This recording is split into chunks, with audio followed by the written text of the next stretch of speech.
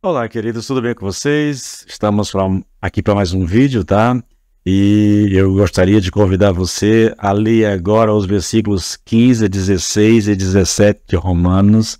E o texto diz assim: os seus pés são velozes para derramar sangue, nos seus caminhos há destruição e miséria. Eles não conhecem o caminho da paz.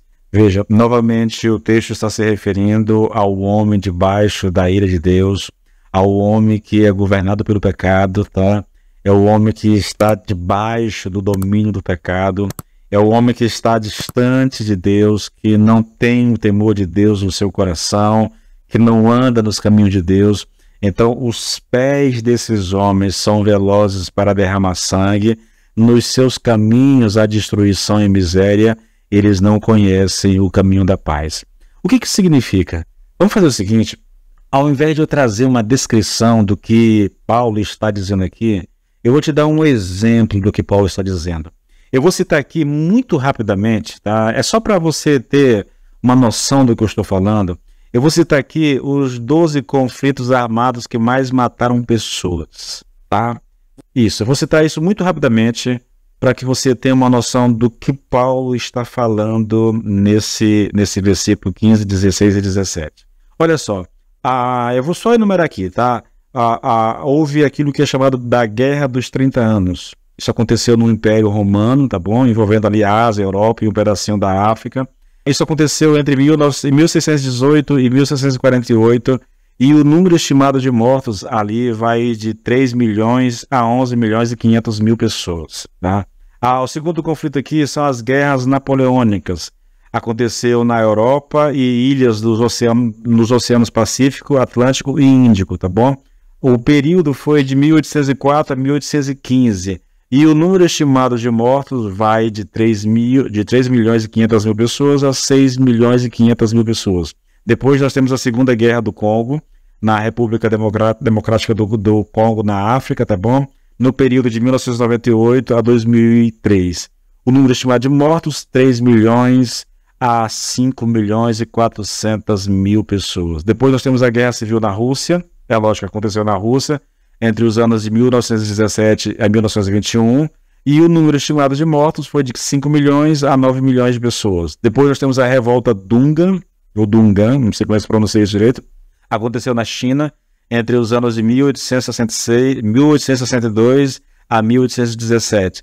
E o número estimado de mortos lá foi de 8 milhões a 12 milhões de pessoas. Depois nós temos as investidas de Tamerlão, na Ásia, de 1369 a 1405, com um número estimado de mortes de entre 15 milhões a 20 milhões de pessoas. Aí nós temos a Primeira Guerra Mundial, né, que envolveu praticamente todos os continentes. Nem todos foram atacados, né, mas os países de todos os continentes tomaram parte nessa guerra e morreu gente nessa guerra.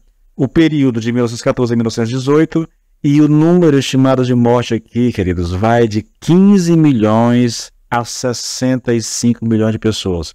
Essa estimativa aqui mais alta de mortos, de 65 milhões, contabiliza as pessoas que pereceram da gripe espanhola, tá? Que era uma variação do vírus H1N1. Aí eu não vou explicar os detalhes, tá bom? Mas envolve isso, não só as pessoas mortas diretamente com a guerra, tá? Mas envolve também essa questão aqui. E eu não vou me ater aos detalhes, porque senão vai ficar muito longa essa questão aqui, tá bom, queridos?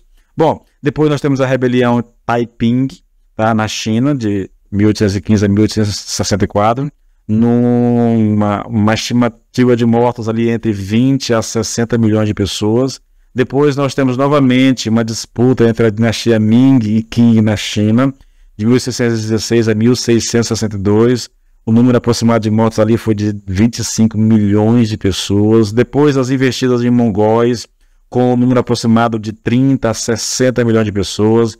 Depois outra rebelião na China, né, em Anlushan, aqui, e o número aproximado de mortos aqui entre 33 e 36 milhões de pessoas. Aí nós temos a Segunda Guerra Mundial, querida. A mesma coisa, tá bom? Aqui, com o número estimado de mortes aqui entre 40 a 72 milhões de pessoas. Aqui nós temos um detalhe interessante, tá bom? Entre as vítimas desse conflito, 62% eram civis. Pessoas que não tinham nada a ver com a briga, além do fato de estarem lá, tá bom? Essas são as informações, isso está no site da Super Interessante, essas informações.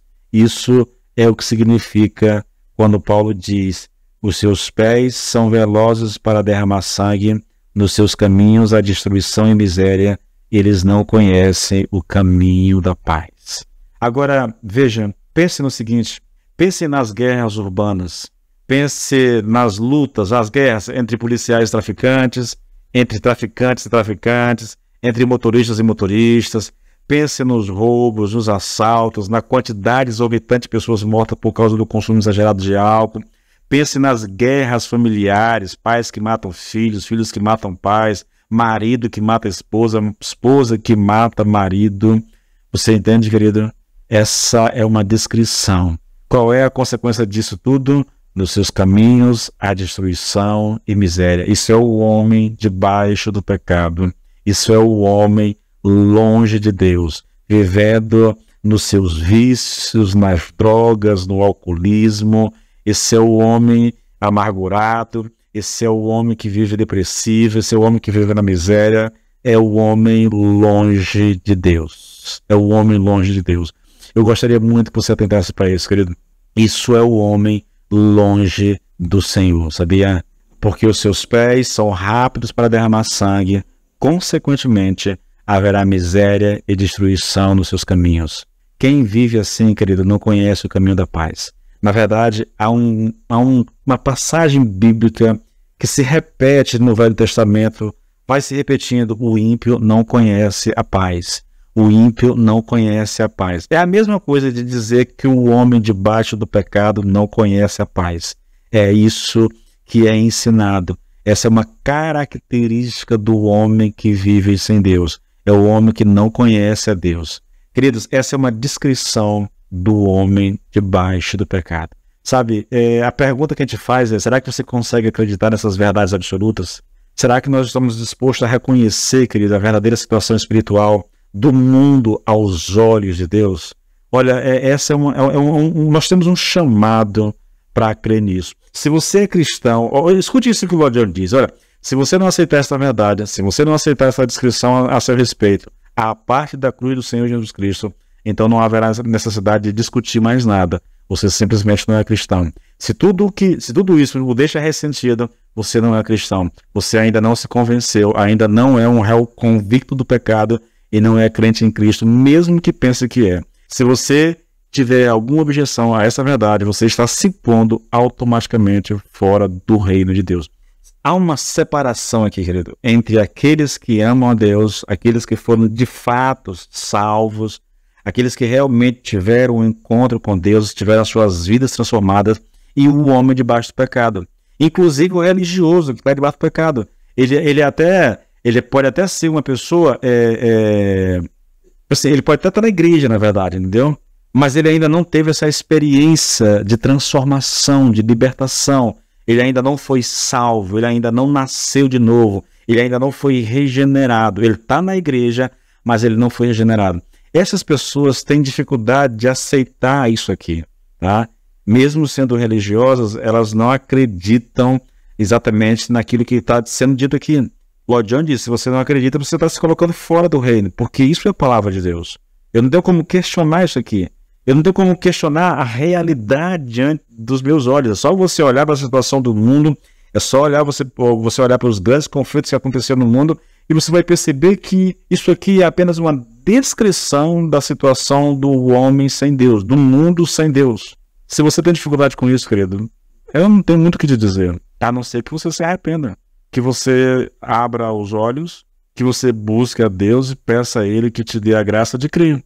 Porque isso é palavra de Deus. E eu não tenho como fugir dela, de forma alguma, tá bom? Eu espero que o Senhor te ajude. Eu espero que o Senhor nos ajude, na verdade, a crer nela, a aceitá-la e a nos submeter a ela, para que possamos viver em comunhão com Deus. Tá bom, queridos? Deus abençoe vocês.